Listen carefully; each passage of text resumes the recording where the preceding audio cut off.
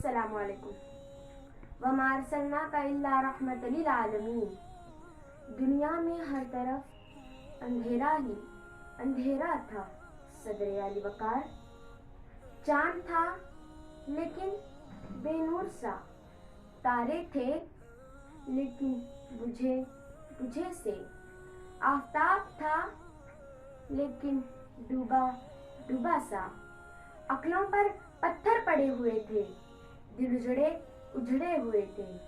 खिजा में बहारों को लूट कर चमन वीरान कर दिया था कि अचानक मेरे प्यारे नबी की आमद हुई, जिन्हें रहमतुल लिल आलमीन बनाकर भेजा गया। वो रहमतुल लिल आलमीन जिसकी उंगली से सहराओं में चश्मे फूटते हैं, वो रहमतुल लिल आलमीन जिसकी सवारी से बीमार ऊँटनी सेहतियाब हो जाती है, वो रहमतुल लिल आलमीन जिसकी बरकत से सूखे हुए शजर सरशब्द और शादाब हो जाते हैं, वो रहमतुल लिल आलमीन जिस पर बादल अपना साया करता है, वो रहमतुल लिल आलमीन जिसके पसीने अथर से खुशबू के खजाने फिजाओं को महकाते हैं, जिन्नात के काफिले जिनके पयामे हक को सुनने दरबार आलिशान में तशरीफ लाते हैं, जिसकी कुर्बत अबू बकर को सिद्दीक, उस्मान को गनी, उमर को फारूक और अली को शेर खुदा बना देती है, जिसकी निस्बत फातिमा को खातून जन्नत, हुसैन को सैयदुश्शहदा का दर्जा अता करती है, और जिसकी जुर्रत साद बिन अली वकास, फातिह ईरान और खालिद बिन वलीद को सैफुल्लाह का रुतबा अता करती है। मैं उस रहमतुल लिल आलमीन की शान क्या बयान करूं,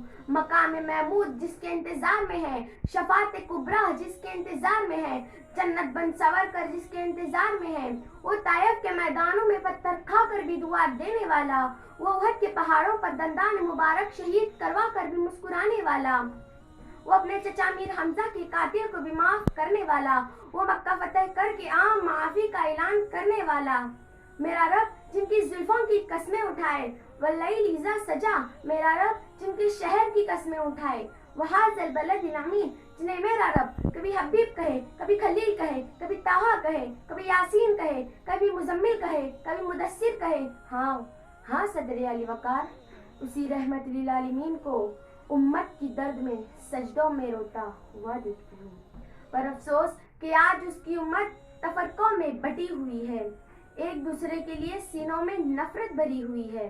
अब उस रहमतुल लिल आलमीन की उम्मत को एक होना होगा, जिस तरह लब से लब मिलते हैं नामे मोहम्मद के सबब, काश हम सब मिल जाए इस नामे मोहम्मद के सबब। अस्सलामु अलैकुम।